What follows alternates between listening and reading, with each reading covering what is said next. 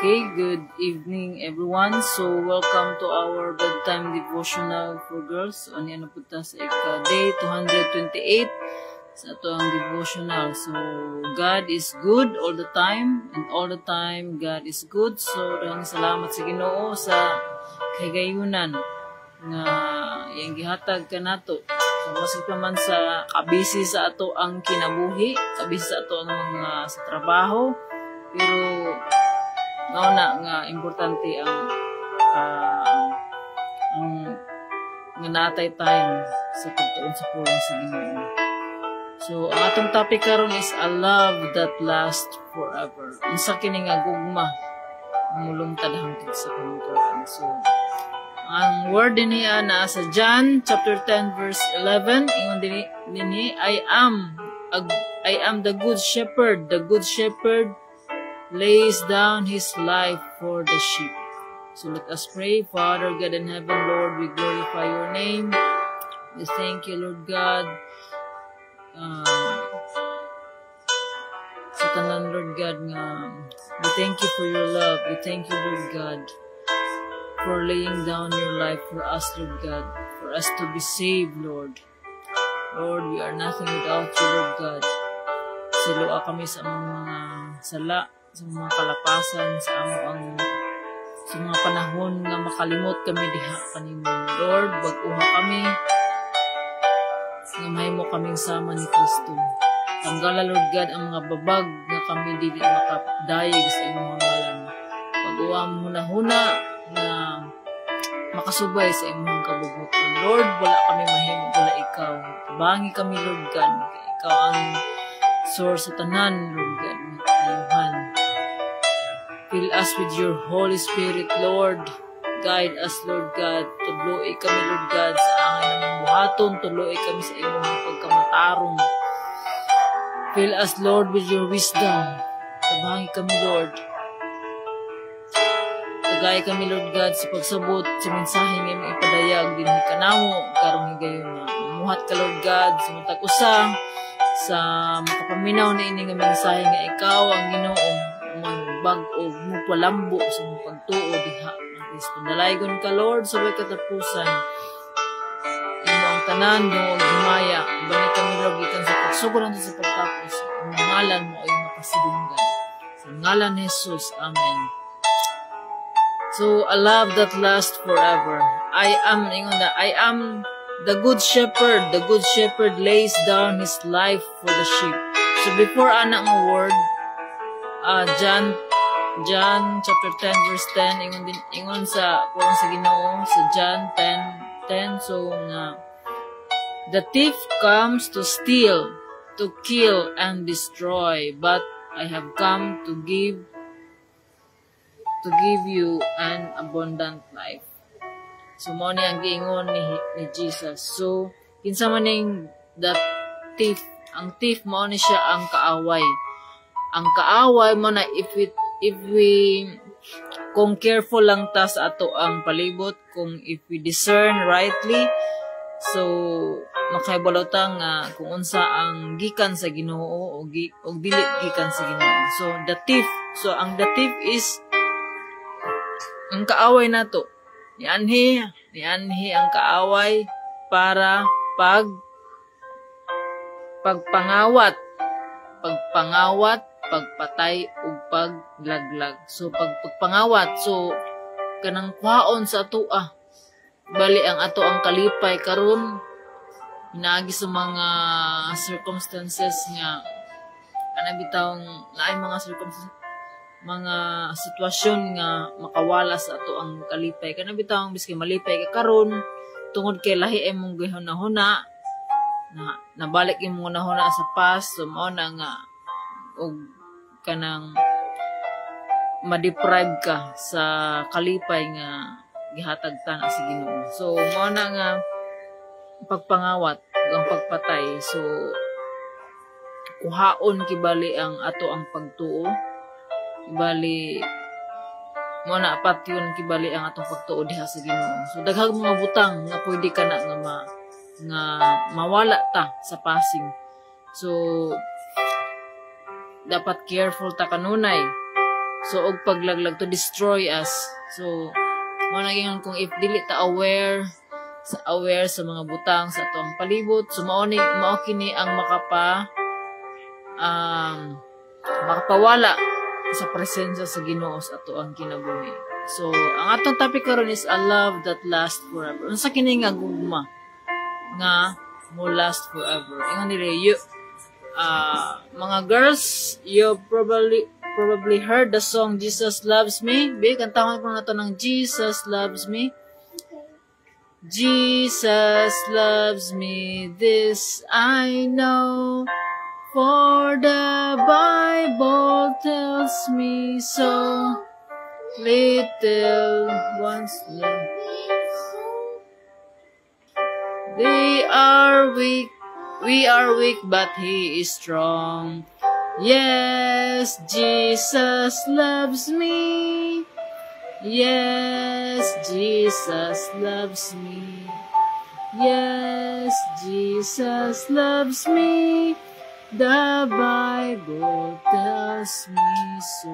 So mo na nga ang magtudlo ka nato mo kini ang pulong sa Ginoo kung unsa ang Ginoo ug unsa ta. So kita nga tao wala tagihimo nga kuan ra bitaw ka ng di ba ang paghimo sa Ginoo sa kalibutan is pinaagi sa iyang pulong, but kitang tao gihimo ta nga special. So we are special sa mata sa Ginoo. Mo na nga gimold gid ta tapos gitagaan ta espiritu mo na nga kuan. Special ta sa Ginoo. So kung mag-study ta og science is the confirmation of the creation of God. So mo na nga naghanag ibali unsa bitaw ka amazing, unsa ka wonderful ang creation sa Ginoo. So you probably heard the song Jesus Loves Me, and exactly how much does He love you? He loves you so much that He gave His life so that you might live forever with Him in heaven. So mo nang so how can you repay Christ's love? So saan na to pag balos na siya sa Ginoo, susupog mo sa Ginoo, by accepting Him into your heart and by obeying His rules. When you do, He will love you and bless you today, tomorrow, and forever. So magpasalamat ta sa Ginoo tungod kay gihatag niya si Jesus to save us from our sins. So ang ngayon lamang gayud nga atong tungod sa gugma, tungod sa pagluwas kanato sa Ginoo. So ang ngayon lamang nato nga kanuna siyang pasalamatan. Ang ngayon lamang nato nga out of the love of God we can love Him. So mao na ang ato ang purpose to love God with all our heart, and because of the love that we receive from God, we are able to love other people. So that's a love that lasts forever. So ang pinaka-highest definition of love is ang paghatag sa iyahang kinabuhi ni Jesus. So that's the highest definition of love, is kaning gugma nga gikan sa Ginoo. The good shepherd lays down his life for the sheep. So may ka nga namatay si Jesus to save us from our sins. So dili gud ta nga wala gud tay maipanghambog diha sa Ginoo tungod grasya gayud sa Ginoo, tungod sa dakong gugma sa Ginoo gitagaan ta og grasya. So kani nga grasya, the gift of life nga gikan sa Ginoo nga si Jesus namatay for us to have a life. Niingon si Jesus nga ni-anhis siya diri sa kalibutan para luwason ta og ni-anhis siya sa kalibutan para mahatagan ta og kinabuhing madagayaon or abundant life. So how can we repay? So saan na to pag ayon sa John 3:16, for God so loved the world that He gave His only Son, that whoever believes in him will not perish but have eternal life. So wala may anhi si Jesus to condemn us but to save us from our sins. So kinsa katong nituo o midawat diya sa Ginoo, dili na pagahukman, dili na asya katungod na naigitagaan ta og right to become children of God. So we are an adopted sons and daughters of the Father. So a love that lasts forever is the love from God. So kung masabtan gyud nato ang gugma sa Ginoo, kung masabtan nato ang kapasayloan sa ato ang mga sala, so diha ta nga mahimo gyud ta og maayo. Dili ta ang tinuod nga pagtuo diha sa Ginoo is na aduna gyud kabag-uhan. So magina siya nga ang gugma sa Ginoo mao nay makahatag nato og kabag-uhan.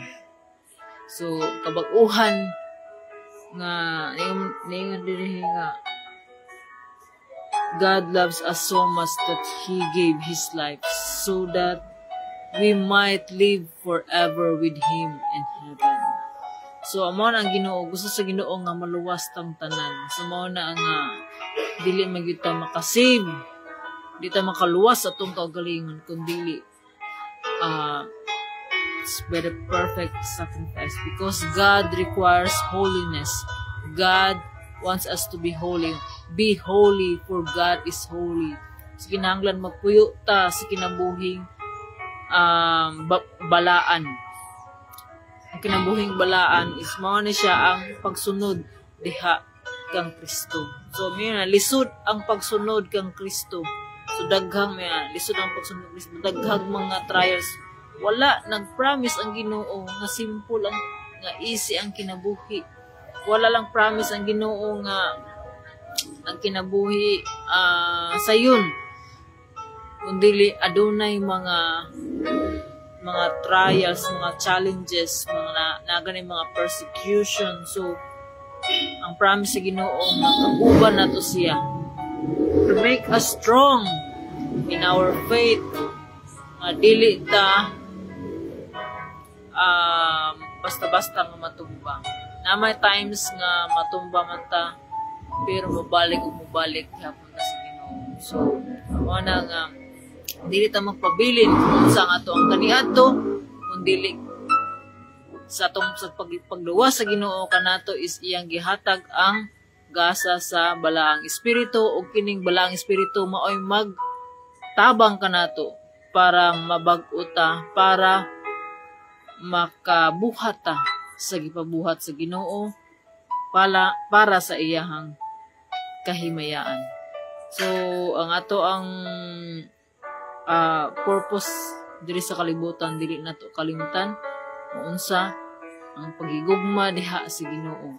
To love God with all our heart, soul, mind, and strength. So ang gugma nga gikan, kung atong basahon ang definition sa gugma sa 1 Corinthians chapter 13. So, kung sa kwan pa, love is patient. Love is kind. Love is not jealous or envy. Itong kwan na, para sana to sa Bisaya, mga Bisaya man ta.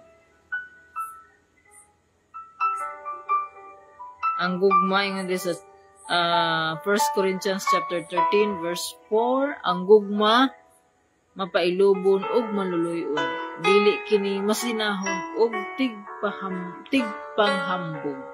Ang gugma dili mapahitason o bastos. Ang gugma dili mamugos sa kaugalingong kagustuhan. Ang gugma dili masukanon o madinumtanon. Ang gugma dili malipay sa daotan, kundili sa kamatuoran. Ang gugma mopailog, motuo, mulaong, ug mulahutay gayud. So, mao kini siya ang definition sa gugma. Ingon sa Galatians chapter 5 verse 20, the fruit of the Holy Spirit is love, joy, peace, kindness. But ingon dito, the fruit is usara. Ang fruit of the Holy Spirit is love. Mao gini ang pinakapunuan is ang love. Kung kita nga ang nituog ni dawat diha sa Ginoo gitagaan og balang the gift of the Holy Spirit. So mo ni the gift of the Holy Spirit is love. So ang tinuod nga nituo og midawat diha kang Kristo adunay gugma sa iyang isig katawo, gugma diha sa Ginoo. So mo nga ang gugma mapailubon, maluluyon, dili masinahon, ug tingpanghambog. So kung sa kuan pa sa English itong basahon kay marag nindot ang kuan sa English. Love is patient, love is kind, love is not jealous. Naikantaan na ang kuan, makalimot lamang ko dugay na kayo. So love, what is love? Love is patient and kind. So, magpasensya ba ka? Kuan ba ka? Maayo? Is not jealous or conceited or proud. Love is not ill-mannered or selfish or irritable. Love does not keep a record of wrongs. Love is not happy with evil, but is happy with the truth. Love never gives up, and its faith, hope, and patience never fail. Love is eternal. There are inspired messages but are temporary. So, ang gugma, ano siya, the fruit of the pinakpunuan sa bala ang fruit of the Holy Spirit is ano siya ang gugma. Mo na nga ang problema nato is kaya ng sulbaron sa gugma. Kaya kung adunay tinuod nga gugma ang usa ka tawo, syempre magbuhat siya maayos ayang isig ka tawo, because love is patient and kind. So mao kana nga makita nato ang tinuod nga nahigugma sa Ginoo. Makita nato ang tinuod nga nagtuo, tinuod nga Kristohanon, nagtuo kang Kristo kung aduna siya gugma sa iyang isig ka tawo. Ilabi na sa mga dool kaniya. Mao na siya ang pinaka definition sa gugma.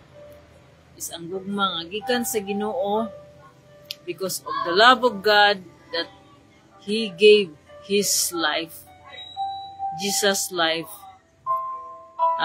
The good shepherd lays down his life for the sheep.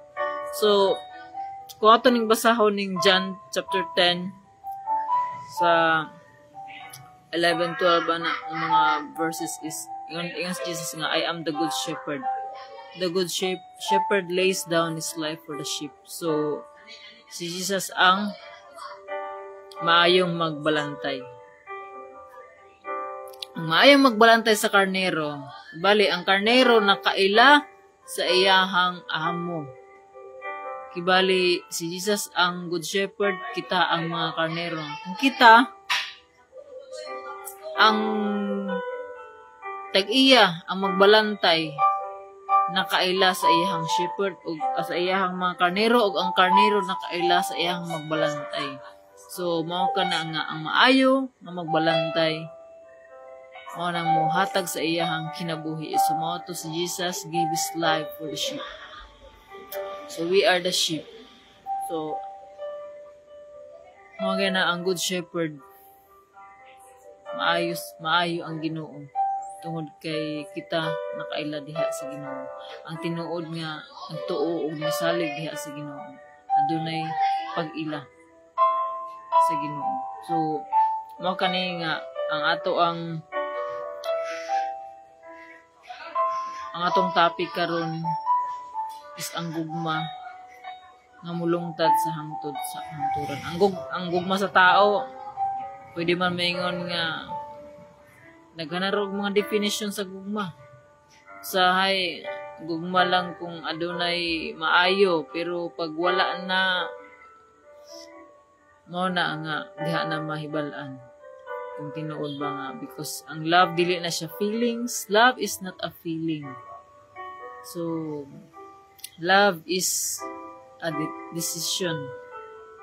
Kay dili ka maingon sa katawo nga I love you, but pagkasunod na dayon kay wala naman dili na nimo feel, nakaibalo na ka sa batasan, so mingon dayon ka di na ko nimo feel, buwag na ta. So dili ina na ang gugma, because ang pagigugma kung atong ikuan sa definition sa Ginoo is ang Ginoo nahigugma kanatong tanan, wala niya tan-awa kung unsa kita ka mga makasasala, kitang tanan nakasala. Ngayon man ta nga dili man ta makasala jud sa kanang obvious na sin, but how about the secret, in secret? So we all have fall short of the glory of God. So we all have sinned. So nakasala ta diha sa Ginoo. So kinahanglan nato nga para mabuhi ta ug makauban nato ang Ginoo sa langit, kinahanglan nga mabag-o nato atong kinabuhi tungod sa grasya sa Ginoo.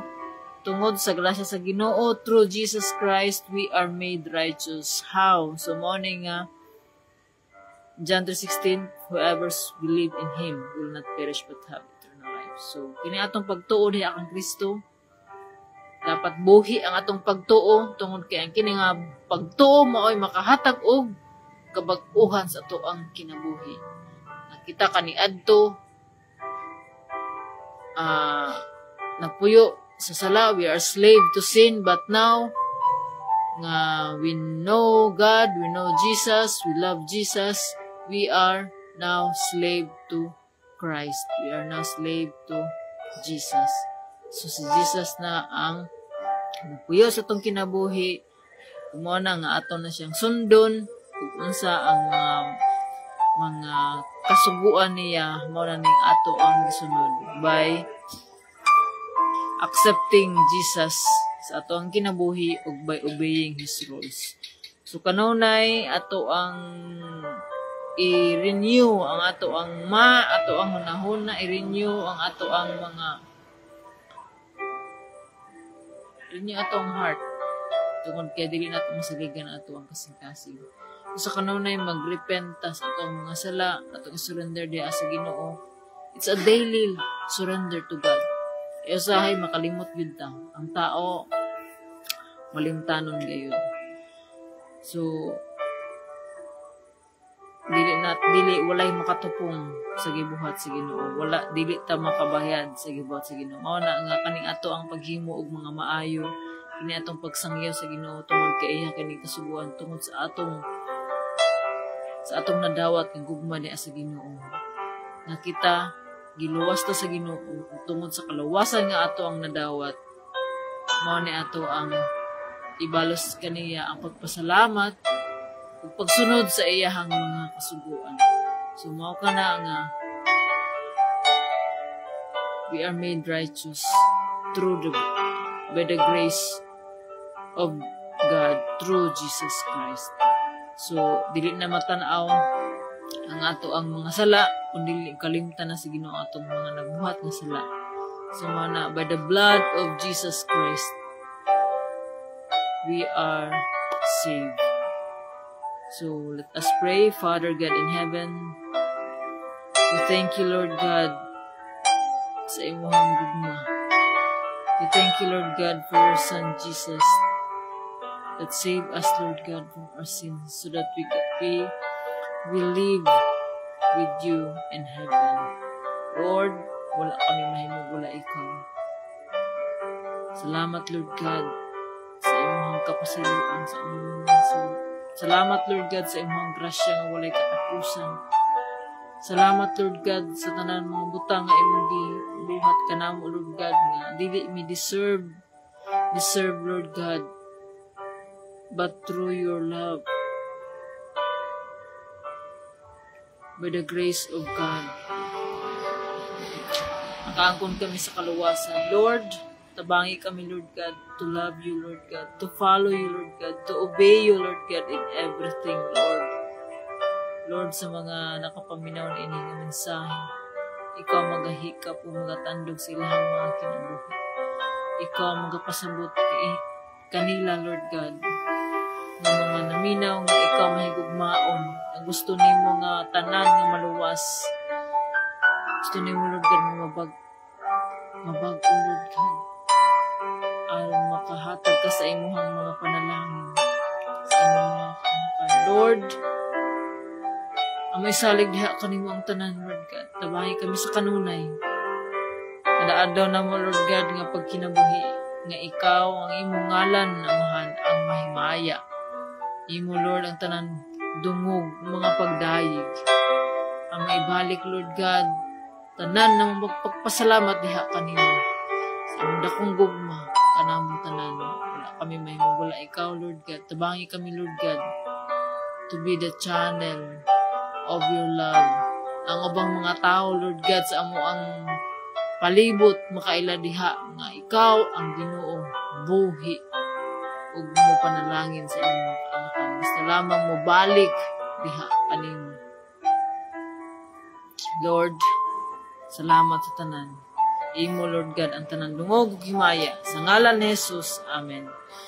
So, may gabi o daghang salamat sa inyong pagpaminaw. Have a happy weekend. Praise God. So, to God be all the glory. God bless and good night. Bye-bye.